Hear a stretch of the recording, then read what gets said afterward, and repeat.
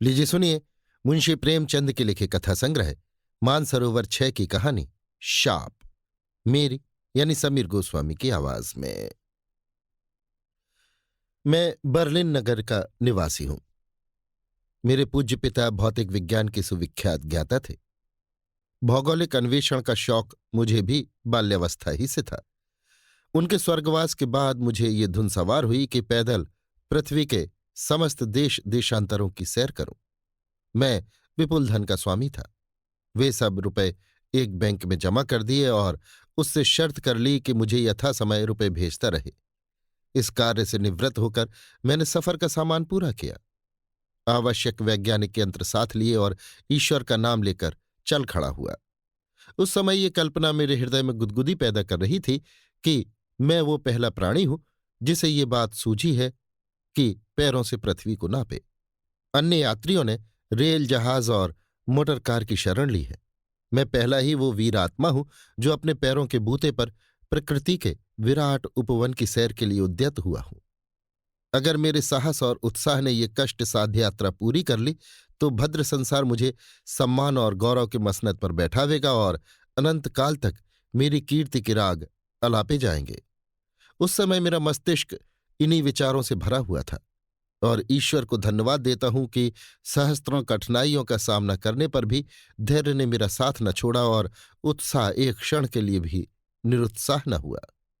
मैं वर्षों ऐसे स्थानों में रहा हूं जहां निर्जनता के अतिरिक्त कोई दूसरा साथी न था। वर्षों ऐसे स्थानों में रहा हूं जहां की पृथ्वी और आकाश हिम की शिलाएं थी। मैं भयंकर जंतुओं के पहलू में सोया हूं, पक्षियों के घोंसलों में रातें काटी हैं, किंतु ये सारी बलाएं कट गईं और वो समय अब दूर नहीं कि साहित्य और विज्ञान संसार मेरे चरणों पर शीश नवाए। मैंने इस यात्रा में बड़े बड़े अद्भुत दृश्य देखे और कितनी ही जातियों के आहार, व्यवहार, रहन सहन का अवलोकन किया। मेरा यात्रा वृतांत विचार, अनुभव और निरीक्षण का एक अमूल्य रत्न होगा। मैंने ऐसी ऐसी आश्चर्यजनक घटनाएं आंखों से देखी हैं जो अलिफ लैला की कथाओं से कम मनोरंजक न होंगी, परंतु वो घटना जो मैंने ज्ञान सरोवर के तट पर देखी उसका उदाहरण मुश्किल से मिलेगा। मैं उसे कभी न भूलूंगा। यदि मेरे इस तमाम परिश्रम का उपहार यही एक रहस्य होता तो भी मैं उसे पर्याप्त समझता। मैं ये बता देना आवश्यक समझता हूं कि मैं मिथ्यावादी नहीं और न सिद्धियों तथा विभूतियों पर मेरा विश्वास है। मैं उस विद्वान का भक्त हूं जिसका आधार तर्क और न्याय पर है। यदि कोई दूसरा प्राणी यही घटना मुझसे बयान करता तो मुझे उस पर विश्वास करने में बहुत संकोच होता, किंतु मैं जो कुछ बयान कर रहा हूं वो सत्य घटना है। यदि मेरे इस आश्वासन पर भी कोई उस पर अविश्वास करे तो ये उसकी मानसिक दुर्बलता और विचारों की संकीर्णता है। यात्रा का 7वां वर्ष था और ज्येष्ठ का महीना। मैं हिमालय के दामन में ज्ञान सरोवर के तट पर हरी भरी घास पर लेटा हुआ था। ऋतु अत्यंत सुहावनी थी। ज्ञान सरोवर के स्वच्छ निर्मल जल में आकाश और पर्वत श्रेणी का प्रतिबिंब, जल पक्षियों का पानी पर तैरना, शुभ्र हिम श्रेणी का सूर्य के प्रकाश से चमकना आदि दृश्य ऐसे मनोहर थे कि मैं आत्मोल्लास से विह्वल हो गया। मैंने स्विट्जरलैंड और अमेरिका के बहुप्रशंसित दृश्य देखे हैं, पर उनमें ये शांतिप्रद शोभा कहाँ। मानव बुद्धि ने उनके प्राकृतिक सौंदर्य को अपनी कृत्रिमता से कलंकित कर दिया है। मैं तल्लीन होकर इस स्वर्गीय आनंद का उपभोग कर रहा था कि सहसा मेरी दृष्टि एक सिंह पर जा पड़ी जो मंद गति से कदम बढ़ाता हुआ मेरी ओर आ रहा था। उसे देखते ही मेरा खून सूख गया, होश उड़ गए। ऐसा वृहदाकार भयंकर जंतु मेरी नजर से न गुजरा था। वहां ज्ञान सरोवर के अतिरिक्त कोई ऐसा स्थान नहीं था जहां भागकर अपनी जान बचाता। मैं तैरने में कुशल हूं, पर मैं ऐसा भयभीत हो गया कि अपने स्थान से हिल न सका। मेरे अंग प्रत्यंग मेरे काबू से बाहर थे। समझ गया कि मेरी जिंदगी यहीं तक थी। इस शेर के पंजे से बचने की कोई आशा न थी। अकस्मात मुझे स्मरण हुआ कि मेरी जेब में एक पिस्तौल गोलियों से भरी हुई रखी है जो मैंने आत्मरक्षा के लिए चलते समय साथ ले ली थी और अब तक प्राणपण से इसकी रक्षा करता आया था। आश्चर्य है कि इतनी देर तक मेरी स्मृति कहाँ सोई रही। मैंने तुरंत ही पिस्तौल निकाली और निकट था कि शेर पर वार करूं कि मेरे कानों में ये शब्द सुनाई दिए, मुसाफिर, ईश्वर के लिए वार न करना, अन्यथा मुझे दुख होगा। सिंहराज से तुझे हानि न पहुंचेगी। मैंने चकित होकर पीछे की ओर देखा तो एक युवती रमणी आती हुई दिखाई दी। उसके हाथ में एक सोने का लोटा था और दूसरे में एक तश्तरी। मैंने जर्मनी की हूरें और कोहकाफ की परियां देखी हैं, पर हिमाचल पर्वत की ये अप्सरा मैंने एक ही बार देखी और उसका चित्र आज तक हृदय पट पर खिंचा हुआ है। मुझे स्मरण नहीं कि रफेल या कोरेजियो ने भी कभी ऐसा चित्र खींचा हो। बेंडाइक और रेम्ब्रांड के आकृति चित्रों ने भी ऐसी मनोहर छवि नहीं देखी। पिस्तौल मेरे हाथ से गिर पड़ी। कोई दूसरी शक्ति इस समय मुझे अपने भयावह परिस्थिति से निश्चिंत न कर सकती थी। मैं उस सुंदरी की ओर देख ही रहा था कि वो सिंह के पास आई। सिंह उसे देखते ही खड़ा हो गया और मेरी ओर सशंक नेत्रों से देखकर मेघ की भांति गरजा। रमणी ने एक रूमाल निकालकर उसका मुंह पोंछा और फिर लोटे से दूध उड़ेल कर उसके सामने रख दिया। सिंह दूध पीने लगा। मेरे विस्मय की अब कोई सीमा न रही। चकित था कि ये कोई तिलिस्म है या जादू। व्यवहार लोक में हूं अथवा विचार लोक में, सोता हूं या जागता। मैंने बहुधा सर्कसों में पालतू शेर देखे हैं, किंतु उन्हें काबू में रखने के लिए किन किन रक्षा विधानों से काम लिया जाता है। उसके प्रतिकूल ये मांसाहारी पशु उस रमणी के सम्मुख इस भांति लेटा हुआ है मानो वो सिंह की योनि में कोई मृग शावक है। मन में प्रश्न हुआ, सुंदरी में कौन सी चमत्कारिक शक्ति है जिसने सिंह को इस भांति वशीभूत कर लिया? क्या पशु भी अपने हृदय में कोमल और रसिक भाव छिपाए रखते हैं? कहते हैं कि महुअर का अलाप काले नाग को भी मस्त कर देता है। जब ध्वनि में ये सिद्धि है तो सौंदर्य की शक्ति का अनुमान कौन कर सकता है? रूप लालित संसार का सबसे अमूल्य रत्न है। प्रकृति के रचना नैपुण्य का सर्वश्रेष्ठ अंश है। जब सिंह दूध पी चुका तो सुंदरी ने रूमाल से उसका मुंह पोंछा और उसका सिर अपने जांघ पर रखकर उसे थपकियां देने लगी। सिंह पूंछ हिलाता था और सुंदरी की अरुणवर्ण हथेलियों को चाटता था। थोड़ी देर के बाद दोनों एक गुफा में अंतर्हित हो गए। मुझे भी धुंध सवार हुई कि किसी प्रकार इस तिलिस्म को खोलूं, इस रहस्य का उद्घाटन करूं। जब दोनों अदृश्य हो गए तो मैं भी उठा और दबे पांव उस गुफा के द्वार तक जा पहुंचा। भय से मेरे शरीर की बोटी बोटी कांप रही थी, मगर इस रहस्य पट को खोलने की उत्सुकता भय को दबाए हुए थी। मैंने गुफा के भीतर झांका तो क्या देखता हूं कि पृथ्वी पर जरी का फर्श बिछा हुआ है और कारचोबी गांव तकिए लगे हुए हैं। सिंह मसनद पर गर्व से बैठा हुआ है।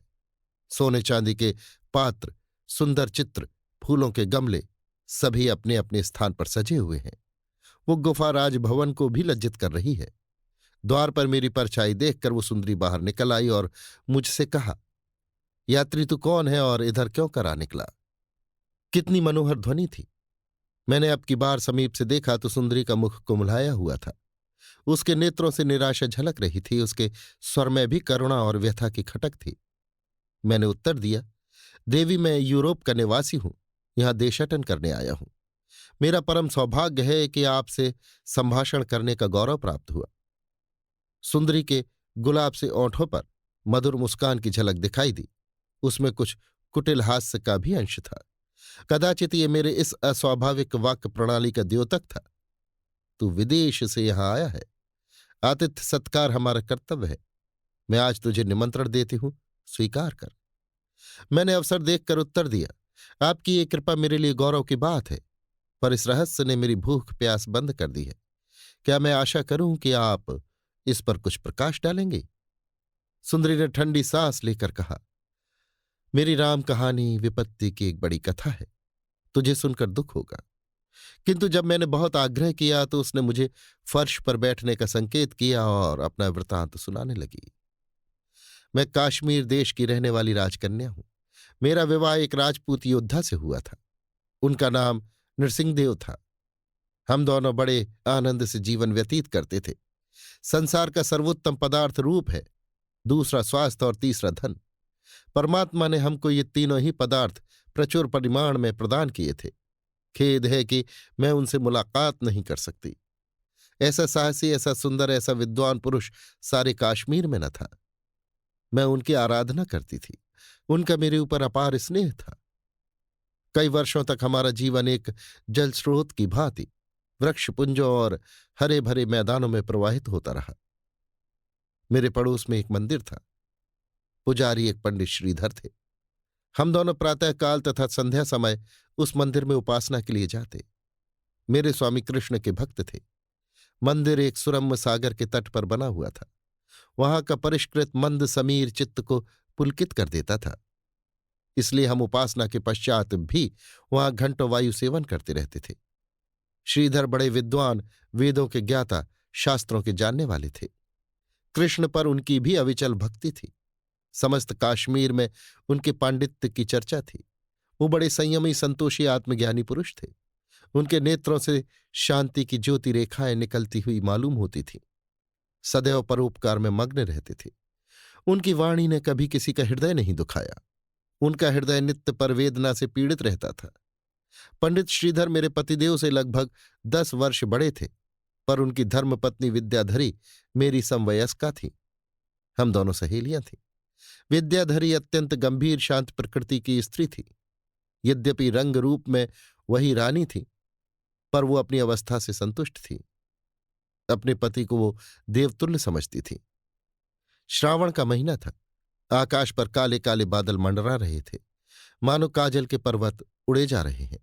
झरनों से दूध की धारें निकल रही थी और चारों ओर हरियाली छाई हुई थी। नन्ही नन्ही फुहारें पड़ रही थीं, मानो स्वर्ग से अमृत की बूंदें टपक रही हैं। जल की बूंदें फूलों और पत्तियों के गले में चमक रही थीं। चित्त को अभिलाषाओं से उभारने वाला शमा छाया हुआ था। ये वो समय है जब रमणियों को विदेशगामी प्रियतम की याद रुलाने लगती है, जब हृदय किसी से आलिंगन करने के लिए व्यग्र हो जाता है, जब सूनी सेज देखकर कलेजे में हूक सी उठती है। इसी ऋतु में विरह की मारी वियोगनियां अपनी बीमारी का बहाना करती हैं, जिसमें उनका पति उन्हें देखने आवे।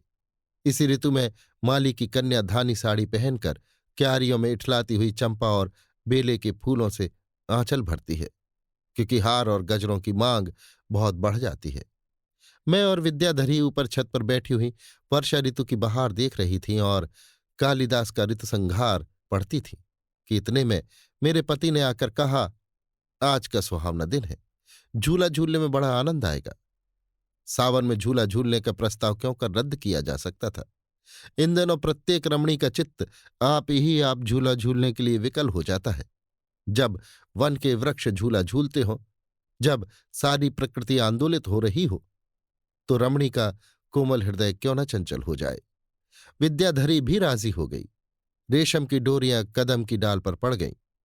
चंदन का पटरा रख दिया गया और मैं विद्याधरी के साथ झूला झूलने लगी। जिस प्रकार ज्ञान सरोवर पवित्र जल से परिपूर्ण हो रहा है, उसी भांति हमारे हृदय पवित्र आनंद से परिपूर्ण थे। किंतु शोक, वो कदाचित मेरे सौभाग्य चंद्र की अंतिम झलक थी। मैं झूले के पास पहुंचकर पटरे पर जा बैठी, किंतु कोमलांगी विद्याधरी ऊपर न आ सकी। वो कई बार उचकी, परंतु पटरे तक न आ सकी। तब मेरे पति देव ने सहारा देने के लिए उसकी बाह पकड़ ली। उस समय उनके नेत्रों में एक विचित्र तृष्णा की झलक थी और मुख पर एक विचित्र आतुरता। वो धीमे में मल्हार गा रहे थे, किंतु विद्याधरी जब पटरे पर आई तो उसका मुख डूबते हुए सूर्य की भांति लाल हो रहा था। नेत्र अरुण वर्ण हो रहे थे। उसने पतिदेव की ओर क्रोधोन्मत्त होकर कहा, तूने काम के वश होकर मेरे शरीर में हाथ लगाया है। मैं अपने पतिव्रत के बल पर तुझे शाप देती हूं कि तू इसी क्षण पशु हो जा। ये कहते ही विद्याधरी ने अपने गले से रुद्राक्ष की माला निकालकर मेरे पतिदेव के ऊपर फेंक दी और तत्क्षण ही पटरे के समीप मेरे पतिदेव के स्थान पर एक विशाल सिंह दिखलाई दिया। ऐ मुसाफिर, अपने प्रिय पति देवता की ये गति देखकर मेरा रक्त सूख गया और कलेजे पर बिजली सी आ गिरी। मैं विद्याधरी के पैरों से लिपट गई और फूट फूट कर रोने लगी। उस समय अपनी आंखों से देखकर अनुभव हुआ कि पतिव्रत की महिमा कितनी प्रबल है। ऐसी घटनाएं मैंने पुराणों में पढ़ी थी, परंतु मुझे विश्वास न था कि वर्तमान काल में, जबकि स्त्री पुरुष के संबंध में स्वार्थ की मात्रा दिनों दिन अधिक होती जाती है, पतिव्रत धर्म का ये प्रभाव होगा। परंतु ये नहीं कह सकती कि विद्याधरी के विचार कहाँ तक ठीक थे। मेरे पति विद्याधरी को सदैव बहन कहकर संबोधित करते थे।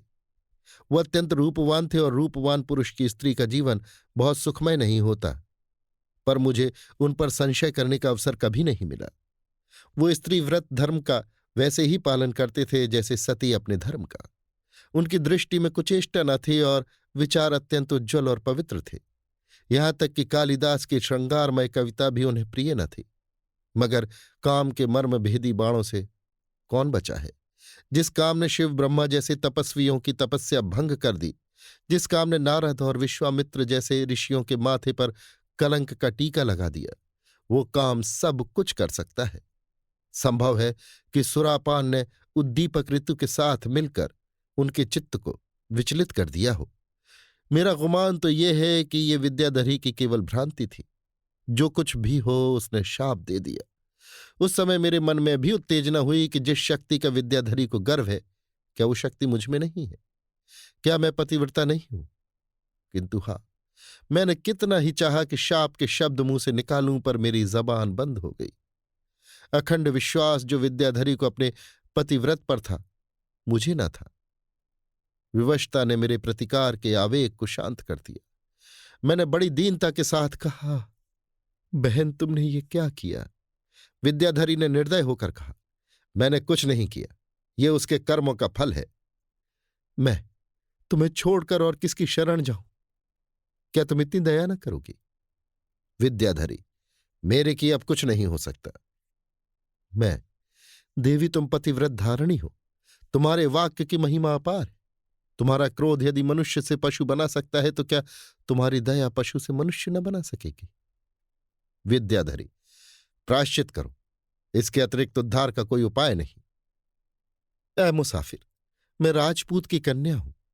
मैंने विद्याधरी से अधिक अनुनय विनय नहीं की। उसका हृदय दया का आगार था। यदि मैं उसके चरणों पर शीश रख देती तो कदाचित उसे मुझ पर दया आ जाती, किंतु राजपूत की कन्या इतना अपमान नहीं सह सकती। वो घृणा के घाव सह सकती है, क्रोध की अग्नि सह सकती है, पर दया का बोझ उससे नहीं उठाया जाता। मैंने पटरे से उतरकर पतिदेव के चरणों पर सिर झुकाया और उन्हें साथ लिए हुए अपने मकान चली आई। कई महीने गुजर गए। मैं पतिदेव की सेवा शुश्रूषा में तन मन से व्यस्त रहती। यद्यपि उनकी जिह्वा वाणी विहीन हो गई थी, पर उनकी आकृति से स्पष्ट प्रकट होता था कि वो अपने कर्म से लज्जित थे। यद्यपि उनका रूपांतर हो गया था, पर उन्हें मांस से अत्यंत घृणा थी। मेरी पशुशाला में सैकड़ों गाय भैंसें थीं, किंतु शेर सिंह ने कभी किसी की ओर आंख उठाकर भी न देखा। मैं उन्हें दोनों बेला दूध पिलाती और संध्या समय उन्हें साथ लेकर पहाड़ियों की सैर कराती। मेरे मन में न जाने क्यों धैर्य और साहस का इतना संचार हो गया था कि मुझे अपनी दशा असह्य न जान पड़ती थी। मुझे निश्चय था कि शीघ्र ही इस विपत्ति का अंत भी होगा। इन्हीं दिनों हरिद्वार में गंगा स्नान का मेला लगा। मेरे नगर से यात्रियों का एक समूह हरिद्वार चला। मैं भी उनके साथ हो ली। दीन दुखी जनों को दान देने के लिए रुपयों और अशर्फियों की थैलियां साथ ले ली। मैं प्रायश्चित करने जा रही थी, इसलिए पैदल ही यात्रा करने का निश्चय कर लिया। लगभग 1 महीने में हरिद्वार जा पहुंची। यहां भारतवर्ष के प्रत्येक प्रांत से असंख्य यात्री आए हुए थे। सन्यासियों और तपस्वियों की संख्या गृहस्थों से कुछ ही कम होगी। धर्मशालाओं में रहने का स्थान न मिलता था। गंगा तट पर, पर्वतों की गोद में, मैदानों के वक्ष स्थल पर जहां देखिए आदमी ही आदमी नजर आते थे। दूर से वो छोटे छोटे खिलौनों की भांति दिखाई देते थे। मीलों तक आदमियों का फर्श सा बिछा हुआ था। भजन और कीर्तन की ध्वनि नित्य कानों में आती रहती थी। हृदय में असीम शुद्धि गंगा की लहरों की भांति लहरें मारती थी। वहां का जल, वायु, आकाश सब शुद्ध थे। मुझे हरिद्वार आए 3 दिन व्यतीत हुए। प्रभात का समय था। मैं गंगा में खड़ी स्नान कर रही थी। सहसा मेरी दृष्टि ऊपर की ओर उठी तो मैंने किसी आदमी को पुल की ओर झांकते देखा। अकस्मात उस मनुष्य का पांव ऊपर उठ गया और सैकड़ों ही गज की ऊंचाई से गंगा में गिर पड़ा। सहस्त्रों आंखें ये दृश्य देख रही थी, पर किसी का साहस न हुआ कि उस अभागे मनुष्य की जान बचाए। भारतवर्ष के अतिरिक्त ऐसा संवेदना शून्य और कौन देश होगा? और ये वो देश है जहां परमार्थ मनुष्य का कर्तव्य बताया गया है। लोग बैठे हुए अपंगों की भांति तमाशा देख रहे थे। सभी हतबुद्धि से हो रहे थे। धारा प्रबल वेग से प्रवाहित थी और जल बर्फ से भी अधिक शीतल। मैंने देखा कि वो धारा के साथ बहता चला जाता था। ये हृदय विदारक दृश्य मुझसे न देखा गया। मैं तैरने में अभ्यस्त थी। मैंने ईश्वर का नाम लिया और मन को दृढ़ करके धारा के साथ तैरने लगी। ज्यों ज्यों मैं आगे बढ़ती थी वो मनुष्य मुझसे दूर होता जाता था, यहां तक कि मेरे सारे अंग ठंड से शून्य हो गए। मैंने कई बार चट्टानों को पकड़कर दम लिया, कई बार पत्थरों से टकराई। मेरे हाथ ही न उठते थे। सारा शरीर बर्फ का ढांचा सा बना हुआ था। मेरे अंग गतिहीन हो गए कि मैं धारा के साथ बहने लगी और मुझे विश्वास हो गया कि गंगा माता के उदर ही में मेरी जल समाधि होगी। अकस्मात मैंने उस पुरुष की लाश को एक चट्टान पर रुकते देखा। मेरा हौसला बंध गया। शरीर में एक विचित्र स्फूर्ति का अनुभव हुआ। मैं जोर लगाकर प्राणपण से उस चट्टान पर जा पहुंची और उसका हाथ पकड़कर खींचा। मेरा कलेजा धक से हो गया। ये श्रीधर पंडित थे। ऐ मुसाफिर, मैंने ये काम प्राणों को हथेली पर रखकर पूरा किया। जिस समय मैं पंडित श्रीधर की अर्धमृत देह लिए तट पर आई तो सहस्त्रों मनुष्यों की जयध्वनि से आकाश गूंज उठा। कितने ही मनुष्यों ने चरणों पर सिर झुकाए। अभी लोग श्रीधर को होश में लाने के उपाय कर ही रहे थे कि विद्याधरी मेरे सामने आकर खड़ी हो गई। उसका मुख प्रभात के चंद्र की भांति कांतिहीन हो रहा था। होंठ सूखे हुए, बाल बिखरे हुए, आंखों से आंसुओं की झड़ी लगी हुई थी। वो जोर से हाँफ रही थी। दौड़कर मेरे पैरों से चिमट गई, किंतु दिल खोल कर नहीं, निर्मल भाव से नहीं। एक की आंख गर्व से भरी हुई थी और दूसरे की ग्लानि से झुकी हुई। विद्याधरी के मुंह से बात न निकलती थी। केवल इतना बोली, बहन, ईश्वर तुमको इस सत्कार्य का फल दे। ऐ मुसाफिर, यह शुभकामना विद्याधरी के अंतःस्थल से निकली थी। मैं उसके मुंह से ये आशीर्वाद सुनकर फूली न समाई। मुझे विश्वास हो गया कि अब की बार जब मैं अपने मकान पर पहुंचूंगी तो पतिदेव मुस्कुराते हुए मुझसे गले मिलने के लिए द्वार पर आएंगे। इस विचार से मेरे हृदय में गुदगुदी सी होने लगी। मैं शीघ्र ही स्वदेश को चल पड़ी। उत्कंठा मेरे कदम बढ़ाए जाती थी। मैं दिन में भी चलती और रात को भी चलती, मगर पैर थकना ही न जानते थे। ये आशा कि वो मोहनी मूर्ति द्वार पर मेरा स्वागत करने के लिए खड़ी होगी मेरे पैरों में परसे लगाए हुए थी। 1 महीने की मंजिल मैंने 1 सप्ताह में तय की। पर शोक, जब मकान के पास पहुंची तो उस घर को देखकर दिल बैठ गया और हिम्मत न पड़ी कि अंदर कदम रखूं। मैं चौखट पर बैठकर देर तक विलाप करती रही। न किसी नौकर का पता, न कहीं पाले हुए पशु ही दिखाई देते थे। द्वार पर धूल उड़ रही थी। जान पड़ता था कि पक्षी घोंसले से उड़ गया है। कलेजे पर पत्थर की सिल रखकर भीतर गई तो क्या देखती हूं कि मेरा प्यारा सिंह आंगन में मोटी मोटी जंजीरों से बंधा हुआ है। इतना दुर्बल हो गया कि उसके कूल्हों की हड्डियां दिखाई दे रही हैं। ऊपर नीचे जिधर देखती थी उजाड़ सा मालूम होता था। मुझे देखते ही शेर सिंह ने पूंछ हिलाई और सहसा उसकी आंखें दीपक की भांति चमक उठी। मैं दौड़कर उनके गले से लिपट गई। समझ गई कि नौकरों ने दगा की। घर की सामग्रियों का कहीं पता न था। सोने चांदी के बहुमूल्य पात्र, फर्श आदि सब गायब थे। हाय, हत्यारे मेरे आभूषणों का संदूक भी उठा ले गए। इस अपहरण ने मुसीबत का प्याला भर दिया। शायद पहले उन्होंने शेर सिंह को जकड़कर बांध दिया होगा, फिर खूब दिल खोल कर नोच खसूट की होगी। कैसी विडंबना थी कि धर्म लूटने गई थी और धन लुटा बैठी। दरिद्रता ने पहली बार अपना भयंकर रूप दिखाया। ऐ मुसाफिर, इस प्रकार लुट जाने के बाद वो स्थान आंखों में कांटे की तरह खटकने लगा। यही वो स्थान था जहां हमने आनंद के दिन काटे थे। इन्हीं क्यारियों में हमने मृगों की भांति किलोल किए थे। प्रत्येक वस्तु से कोई न कोई स्मृति संबंधित थी। उन दिनों की याद करके आंखों से रक्त के आंसू बहने लगते थे। बसंत की ऋतु थी। बौर की महक से वायु सुगंधित हो रही थी। महुए के वृक्षों के नीचे परियों के शयन करने के लिए मोतियों की शैया बिछी हुई थी। करौंदे और नींबू के फलों की सुगंध से चित्त प्रसन्न हो जाता था। मैंने अपनी जन्मभूमि को सदैव के लिए त्याग दिया। मेरी आंखों से आंसुओं की एक बूंद भी न गिरी। जिस जन्मभूमि की याद यावत जीवन हृदय को व्यथित करती रहती है, उससे मैंने यों मुंह मोड़ लिया मानो कोई बंदी कारागार से मुक्त हो जाए। 1 सप्ताह तक मैं चारों ओर भ्रमण करके अपने भावी निवास स्थान का निश्चय करती रही। अंत में सिंधु नदी के किनारे एक निर्जन स्थान मुझे पसंद आया। यहाँ एक प्राचीन मंदिर था। शायद किसी समय वहां देवताओं का वास था, पर इस समय वो बिल्कुल उजाड़ था। देवताओं ने काल को विजय किया हो, पर समय चक्र को नहीं। शनैः शनैः मुझे इस स्थान से प्रेम हो गया और वो स्थान पथिकों के लिए धर्मशाला बन गया। मुझे यहां रहते 3 वर्ष व्यतीत हो चुके थे। वर्षा ऋतु में एक दिन संध्या के समय मुझे मंदिर के सामने से एक पुरुष घोड़े पर सवार जाता दिखाई दिया। मंदिर से प्रायः 200 गज की दूरी पर एक रमणीक सागर था। उसके किनारे कचनार वृक्षों के झुरमुट थे।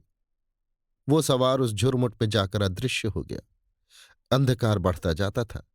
एक क्षण के बाद मुझे उस ओर किसी मनुष्य का चीत्कार सुनाई दिया। फिर बंदूकों के शब्द सुनाई दिए और उनकी ध्वनि से पहाड़ गूंज उठा। ऐ मुसाफिर, ये दृश्य देखकर मुझे किसी भीषण घटना का संदेह हुआ। मैं तुरंत उठ खड़ी हुई, एक कटार हाथ में ली और उस सागर की ओर चल दी। अब मूसलाधार वर्षा होने लगी थी, मानो आज के बाद फिर कभी न बरसेगा। रह रहकर गर्जन की ऐसी भयंकर ध्वनि उठती थी, मानो सारे पहाड़ आपस में टकरा गए हों।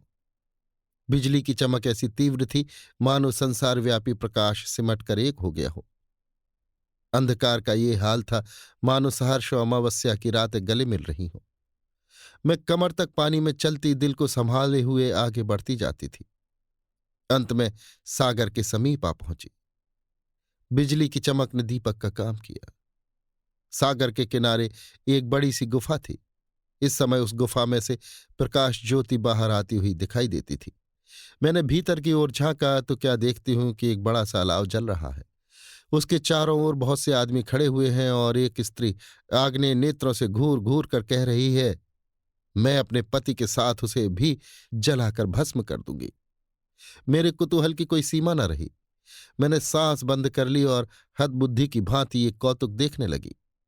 उस स्त्री के सामने एक रक्त से लिपटी हुई लाश पड़ी थी और लाश के समीप ही एक मनुष्य रस्सियों से बंधा हुआ सिर झुकाए बैठा था। मैंने अनुमान किया कि ये वही अश्वारोही पथिक है जिस पर इन डाकुओं ने आघात किया था। ये शव डाकू सरदार का है और ये स्त्री डाकू की पत्नी है।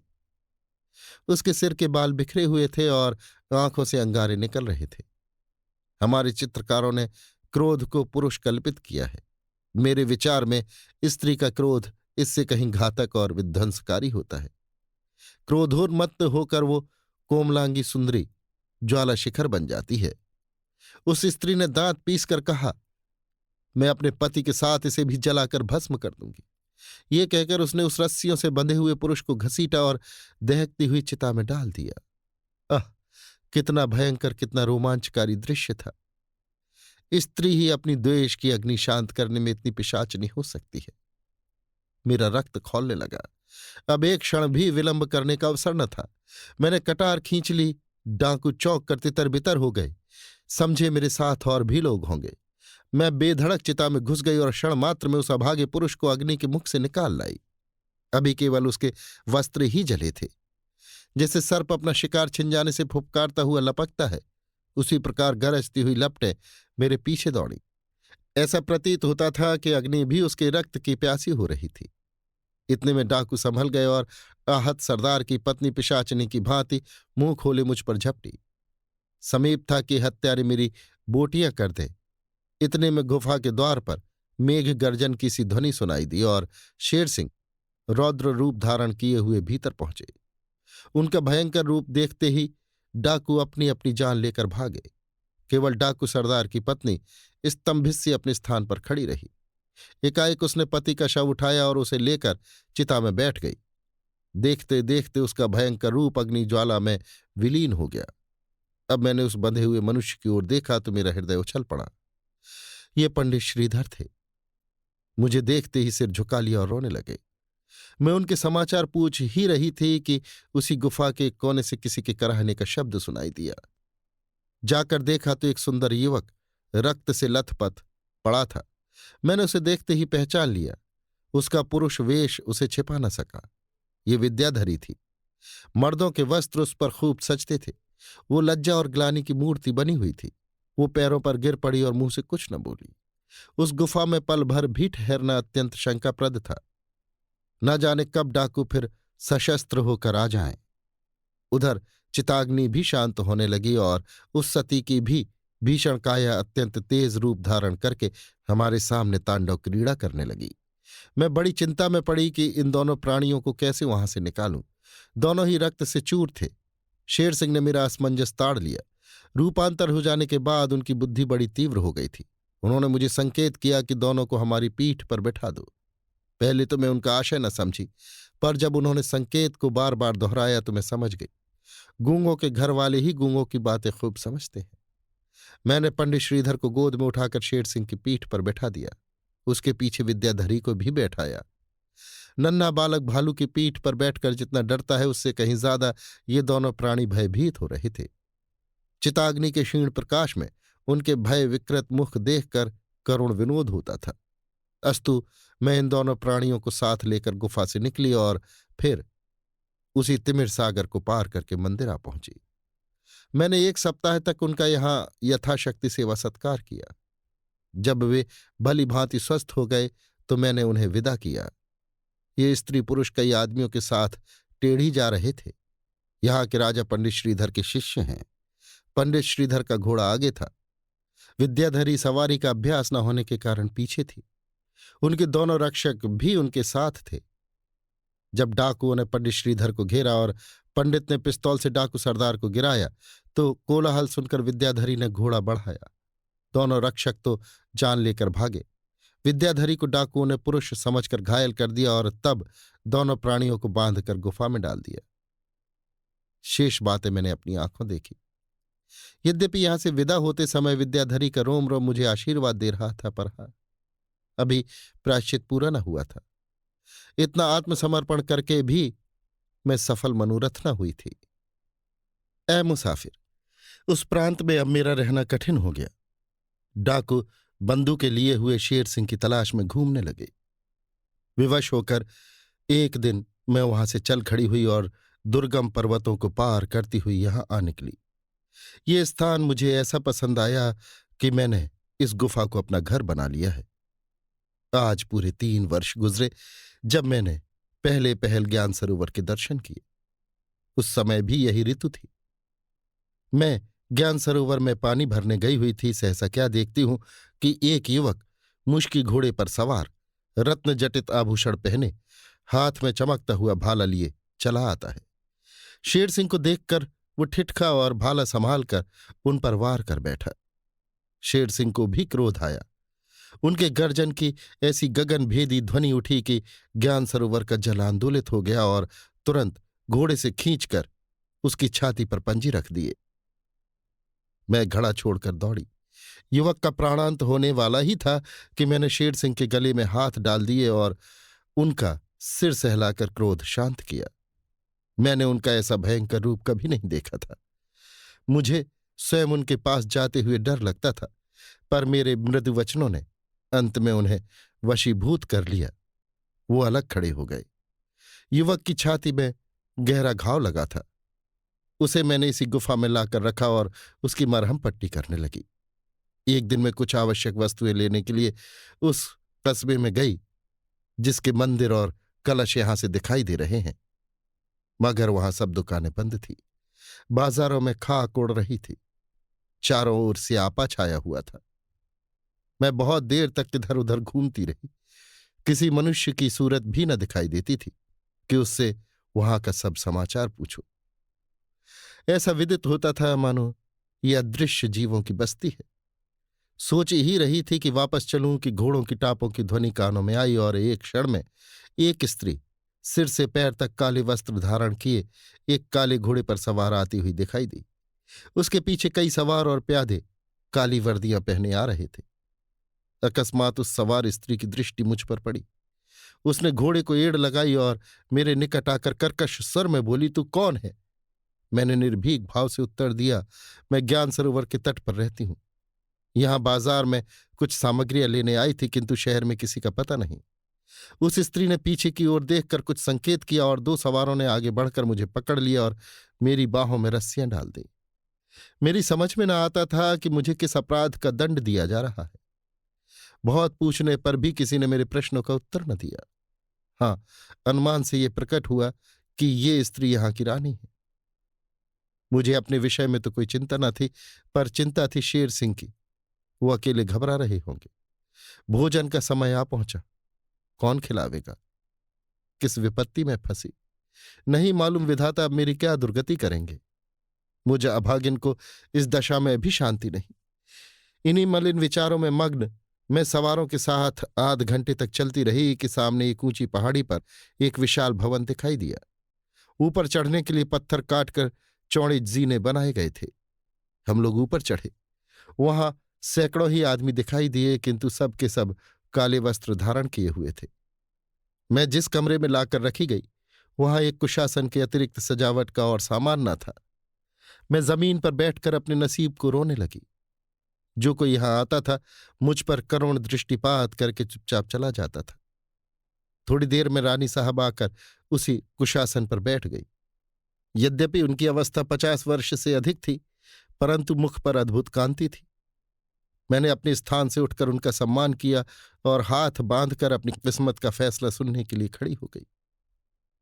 ऐ मुसाफिर, रानी महोदया के तेवर देखकर पहले तो मेरे प्राण सूख गए, किंतु जिस प्रकार चंदन जैसी कठोर वस्तु में मनोहर सुगंधि छिपी होती है, उसी प्रकार उनकी कर्कशता और कठोरता के नीचे मोम के सदृश हृदय छिपा हुआ था। उनका प्यारा पुत्र थोड़े ही दिन पहले युवावस्था में दगा दे गया था। उसी के शोक में सारा शहर मातम मना रहा था। मेरे पकड़े जाने का कारण ये था कि मैंने काले वस्त्र क्यों न धारण किए थे। ये वृत्तांत सुनकर मैं समझ गई कि जिस राजकुमार का शोक मनाया जा रहा है वो वही युवक है जो मेरी गुफा में पड़ा हुआ है। मैंने उनसे पूछा, राजकुमार मुश्किल घोड़े पर तो सवार नहीं थे? रानी, हाँ हाँ, मुश्किल घोड़ा था। उसे मैंने उनके लिए अरब देश से मंगवा दिया था। क्या तूने उन्हें देखा है? मैं, हाँ देखा है। रानी ने पूछा, कब? मैं, जिस दिन वो शेर का शिकार खेलने गए थे। रानी, क्या तेरे सामने ही शेर ने उन पर चोट की थी? मैं, हाँ मेरी आंखों के सामने। रानी उत्सुक होकर खड़ी हो गई और बड़े दीन भाव से बोली, तू उनकी लाश का पता लगा सकती है? मैं, ऐसा न कही, वो अमर हो, वो 2 सप्ताहों से मेरे यहां मेहमान है। रानी हर्षमय आश्चर्य से बोली, मेरा रणधीर जीवित है? मैं, हाँ, अब उनमें चलने फिरने की शक्ति आ गई है। रानी मेरे पैरों पर गिर पड़ी। तीसरे दिन अर्जुन नगर की कुछ और ही शोभा थी। वायु आनंद के मधुर स्वर में गूंजती थी। दुकानों ने फूलों का हार पहना था। बाजारों में आनंद के उत्सव मनाए जा रहे थे। शोक के काले वस्त्रों की जगह केसर का सुहावना रंग बधाई दे रहा था। इधर सूर्य ने उषा सागर से सिर निकाला, उधर सलामियां दगना आरंभ हुई। आगे आगे में एक सब्जा घोड़े पर सवार आ रही थी और पीछे राजकुमार का हाथी सुनहरे झूलों से सजा चला आता था। स्त्रियां अटारियों पर मंगल के गीत गाती थी और पुष्पों की वृष्टि करती थी। राजभवन के द्वार पर रानी मोतियों से आंचल भरे खड़ी थी। जो ही राजकुमार हाथी से उतरे वो उन्हें गोद में लेने के लिए दौड़ी और छाती से लगा लिया।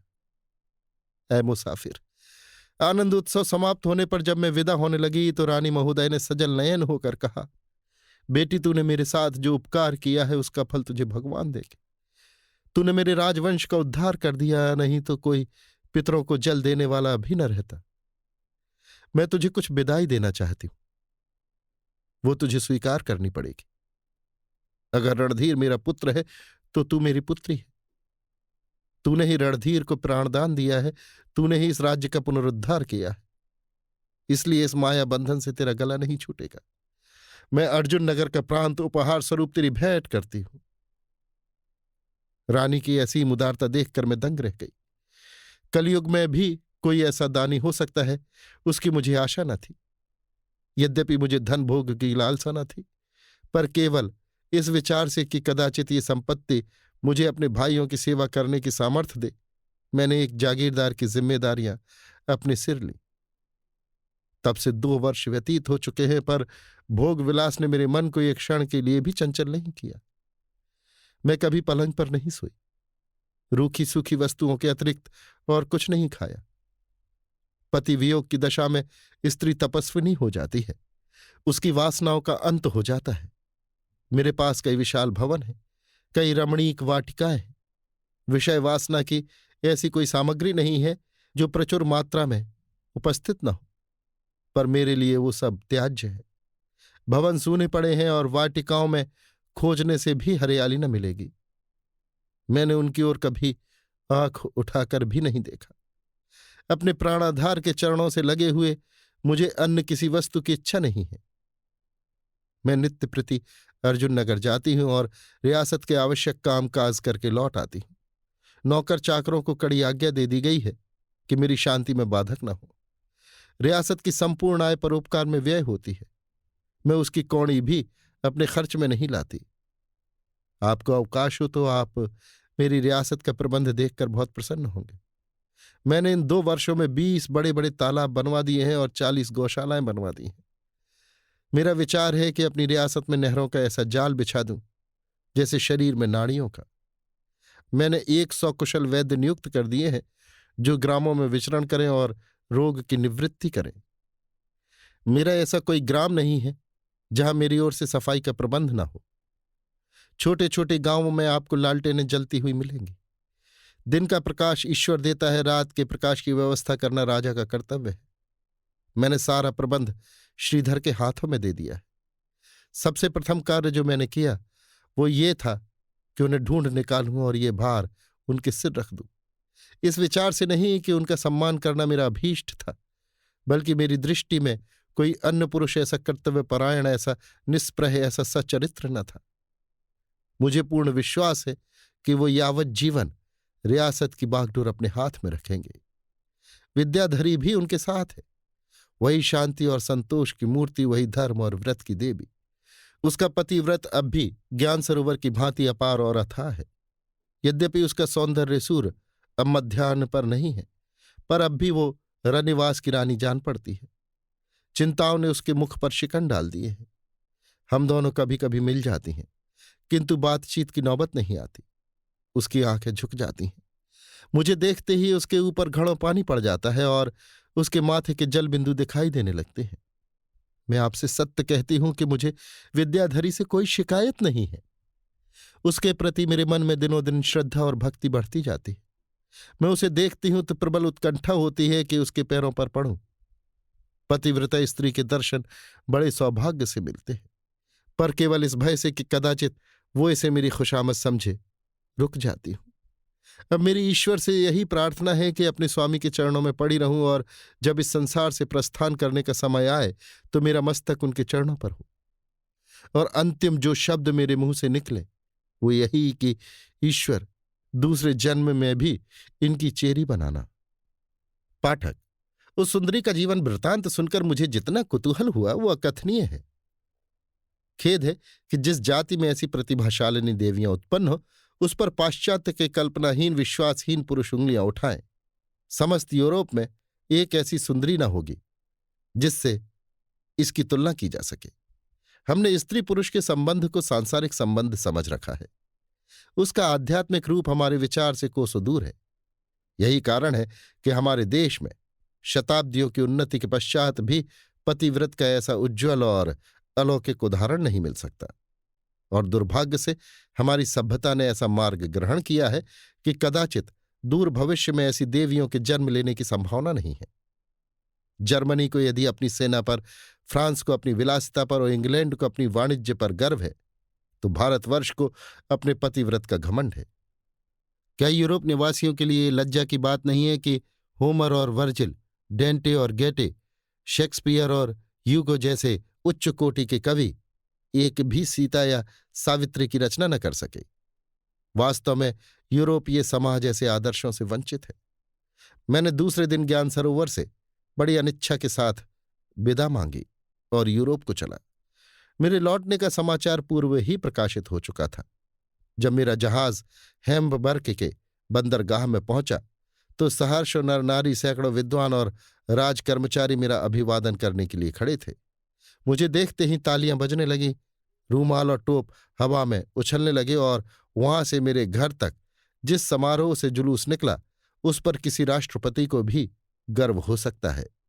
संध्या के समय मुझे कैसर की मेज पर भोजन करने का सौभाग्य प्राप्त हुआ। कई दिनों तक अभिनंदन पत्रों का तांता लगा रहा और महीनों क्लब और यूनिवर्सिटी की फरमाइशों से दम मारने का अवकाश न मिला। यात्रा वृतांत देश के प्रायः सभी पत्रों में छपा। अन्य देशों से भी बधाई के तार और पत्र मिले।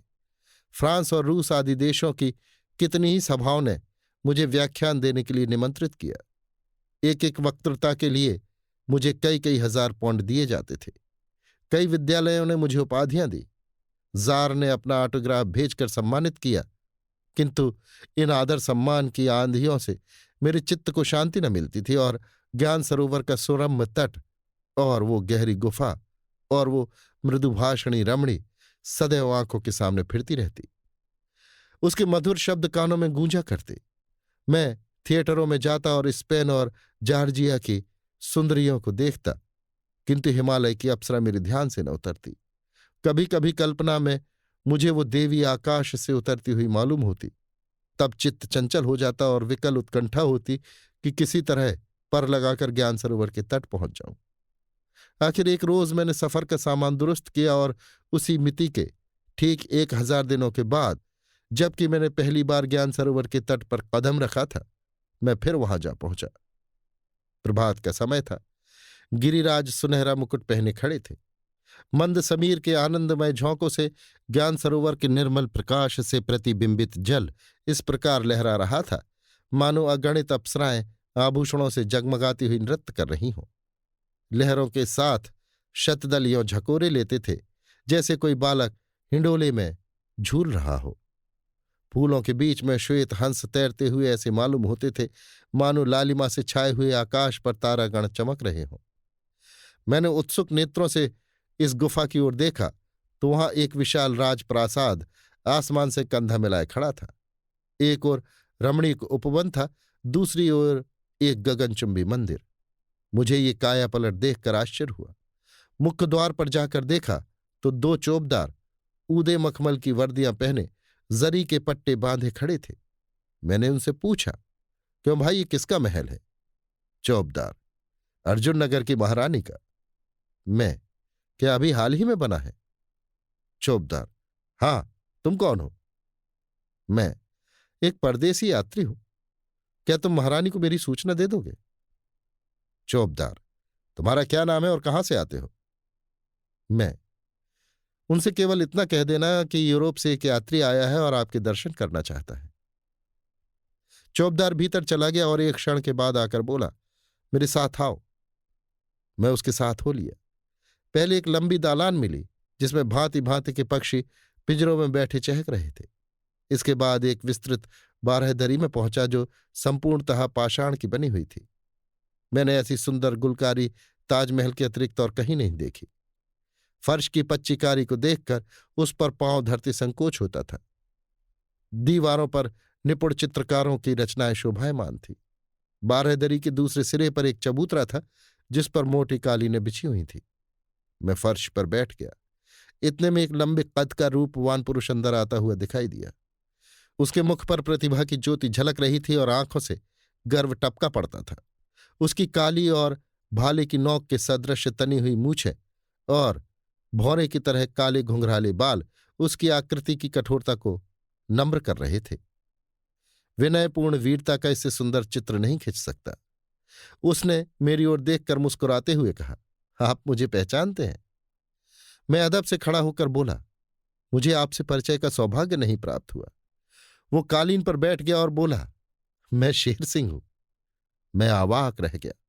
शेर सिंह ने फिर कहा, क्या आप प्रसन्न नहीं हैं कि आपने मुझे पिस्तौल का लक्ष्य नहीं बनाया?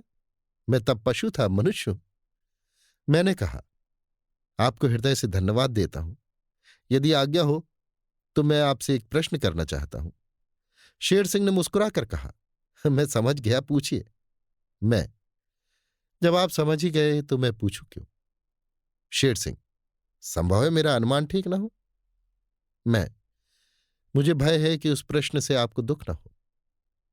शेर सिंह, कम से कम आपको मुझसे ऐसी शंका न करनी चाहिए। मैं, विद्याधरी के भ्रम में कुछ सार था। शेर सिंह ने सिर झुकाकर देर में उत्तर दिया, जी हां था। जिस वक्त मैंने उसकी कलाई पकड़ी थी उस समय आवेश से मेरा एक एक अंग कांप रहा था। मैं विद्याधरी के उस अनुग्रह को मरण पर्यंत न भूलूंगा। मगर इतना प्रायश्चित करने पर भी मुझे अपनी ग्लानि से निवृत्ति न हुई। संसार की कोई वस्तु स्थिर नहीं, किंतु पाप की कालिमा अमर और अमिट है। यश और कीर्ति कालांतर में मिट जाती है, किंतु पाप का धब्बा नहीं मिटता। मेरा विचार है कि ईश्वर भी दाग को नहीं मिटा सकता। कोई तपस्या, कोई दंड, कोई प्रायश्चित इस कालिमा को नहीं धो सकता। पतितोद्धार की कथाएं और तौबा या कन्फेशन करके पाप से मुक्त हो जाने की बातें, ये सब संसार लिप्सी पाखंडी धर्मावलंबियों की कल्पनाएं हैं। हम दोनों यही बातें कर रहे थे कि रानी प्रियंवदा सामने आकर खड़ी हो गई। मुझे आज अनुभव हुआ, जो बहुत दिनों से पुस्तकों में पढ़ा करता था, कि सौंदर्य में प्रकाश होता है। आज इसकी सत्यता मैंने अपनी आंखों से देखी। मैंने जब उन्हें पहले देखा था तो निश्चय किया था कि ये ईश्वरीय कलाने पुण्य की पराकाष्ठा है, परंतु अब जब मैंने उन्हें दोबारा देखा तो ज्ञात हुआ कि वो इस असल की नकल थी। प्रियंवदा ने मुस्कुराकर कहा, मुसाफिर, तुझे स्वदेश में भी कभी हम लोगों की याद आई थी? अगर मैं चित्रकार होता तो उसके मधुहास्य को चित्रित करके प्राचीन गुड़ियों को चकित कर देता। उसके मुंह से ये प्रश्न सुनने के लिए तैयार न था।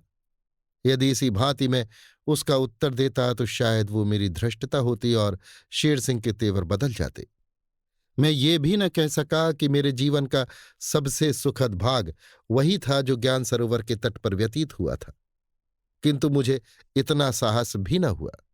मैंने दबी जबान से कहा, क्या मैं मनुष्य नहीं हूं? 3 दिन बीत गए। इन 3 दिनों में खूब मालूम हो गया कि पूर्व को आतिथ्य सेवी क्यों कहते हैं। यूरोप का कोई दूसरा मनुष्य जो यहां की सभ्यता से परिचित न हो, इन सत्कारों से ऊब जाता। किंतु मुझे इन देशों के रहन सहन का बहुत अनुभव हो चुका है और मैं इसका आदर करता हूं। चौथे दिन मेरी विनय पर रानी प्रियंवदा ने अपनी शेष कथा सुनानी शुरू की। ऐ मुसाफिर, मैंने तुझसे कहा था कि अपनी रियासत का शासनभार मैंने श्रीधर पर रख दिया था और जितनी योग्यता और दूरदर्शिता से उन्होंने इस काम को संभाला है, उसकी प्रशंसा नहीं हो सकती। ऐसा बहुत कम हुआ है कि एक विद्वान पंडित जिसका सारा जीवन पठन पाठन में व्यतीत हुआ हो, एक रियासत का बोझ संभाले। किंतु राजा बीरबल की भांति पंडित श्रीधर भी सब कुछ कर सकते हैं। मैंने परीक्षार्थ उन्हें ये काम सौंपा था। अनुभव ने सिद्ध कर दिया कि वो इस कार्य के सर्वथा योग्य हैं। ऐसा जान पड़ता है कि कुल परंपरा ने उन्हें इस काम के लिए अभ्यस्त कर दिया।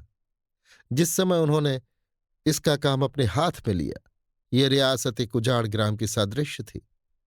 अब वो धन धान्यपूर्ण एक नगर है। शासन का कोई ऐसा विभाग नहीं जिस पर उनकी सूक्ष्म दृष्टि न पहुंची हो। थोड़े ही दिनों में लोग उनके शील स्वभाव पर मुग्ध हो गए और राजा रणधीर सिंह भी उन पर कृपा दृष्टि रखने लगे। पंडित जी पहले शहर से बाहर एक ठाकुरद्वारे में रहते थे, किंतु जब राजा साहब से मेलजोल बढ़ा तो उनके आग्रह से विवश होकर राजमहल में चले आए। यहां तक परस्पर मैत्री और घनिष्ठता बढ़ी कि मान प्रतिष्ठा का विचार जाता रहा। राजा साहब पंडित जी से संस्कृत भी पढ़ते थे और उनके समय का अधिकांश भाग पंडित जी के मकान पर ही कटता था। किंतु शोक, ये विद्या प्रेम या शुद्ध मित्र भाव का आकर्षण न था, ये सौंदर्य का आकर्षण था। यदि उस समय मुझे लेश मात्र भी संदेह होता कि रणधीर सिंह की एक घनिष्ठता कुछ और ही पहलू लिए हुए है, तो उसका अंत इतना खेदजनक न होता जितना कि हुआ। उनकी दृष्टि विद्याधरी पर उस समय पड़ी जब वो ठाकुरद्वारे में रहती थी और ये सारी कुयोजनाएं उसी की करामात थी। राजा साहब स्वभावतः बड़े ही सचरित्र और संयमी पुरुष हैं, किंतु जिस रूप ने मेरे पति जैसे देव पुरुष का ईमान डिगा दिया, वो सब कुछ कर सकता है। भोली भाली विद्याधरी मनोविकारों की इस कुटिल नीति से बेखबर थी।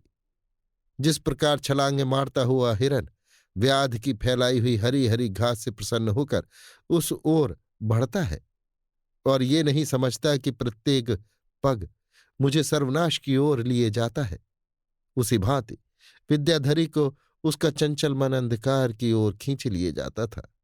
वो राजा साहब के लिए अपने हाथों से बीड़ी लगाकर भेजती, पूजा के लिए चंदन रगड़ती। रानी जी से भी उसका बहनापा हो गया। वो एक क्षण के लिए भी उसे अपने पास से न जाने देती। दोनों साथ साथ बाग की सैर करती, साथ साथ झूला झूलती, साथ साथ चौपड़ खेलती। ये उनका श्रृंगार करती और वो उनकी मांग चोटी संवारती। मानो विद्याधरी ने रानी के हृदय में वो स्थान प्राप्त कर लिया जो किसी समय मुझे प्राप्त था। लेकिन वो गरीब क्या जानती थी कि जब मैं बाग की रविशों में विचरती हूं तो कुवासना मेरे तलवों के नीचे आंखें बिछाती है। जब मैं झूला झूलती हूं तो वो आड़ में बैठी हुई आनंद से झूमती है। इस एक सरल हृदय अबला स्त्री के लिए चारों ओर से चक्रव्यूह रचा जा रहा था। इस प्रकार 1 वर्ष व्यतीत हो गया। राजा साहब का रप्त जब्त दिनों दिन बढ़ता जाता था।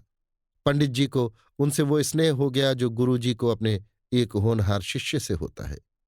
मैंने जब देखा कि 8 पहर का ये सहवास पंडित जी के काम में विघ्न डालता है तो एक दिन मैंने उनसे कहा, यदि आपको कोई आपत्ति न हो तो दूरस्थ देहातों का दौरा आरंभ कर दें और इस बात का अनुसंधान करें कि देहातों में कृषकों के लिए बैंक खोलने में हमें प्रजा से कितनी सहानुभूति और कितनी सहायता की आशा करनी चाहिए। पंडित जी के मन की बात नहीं जानती, पर प्रत्यक्ष में उन्होंने कोई आपत्ति नहीं की।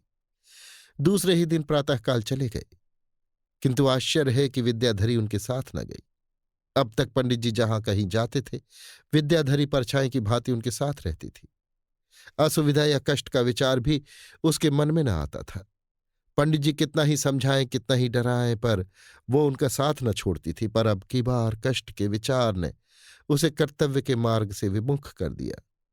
पहले उसका पतिव्रत एक वृक्ष था जो उसके प्रेम की क्यारी में अकेला खड़ा था, किंतु अब उस क्यारी में मैत्री का घास पात निकल आया था, जिनका पोषण भी उसी भोजन पर अवलंबित था। ऐ मुसाफिर, 6 महीने गुजर गए और पंडित श्रीधर वापस न आए। पहाड़ों की चोटियों पर छाया हुआ हिम घुल घुल कर नदियों में बहने लगा। उनकी गोद में फिर रंग बिरंग के फूल लहलहाने लगे। चंद्रमा की किरणें फिर फूलों की महक सूंघने लगीं। सभी पर्वतों के पक्षी अपनी वार्षिक यात्रा समाप्त कर फिर स्वदेश आ पहुंचे, किंतु पंडित जी रियासत के कामों में ऐसे उलझे कि मेरे निरंतर आग्रह करने पर भी अर्जुन नगर न आए। विद्याधरी की ओर से वो इतने उदासीन क्यों हुए समझ में नहीं आता था।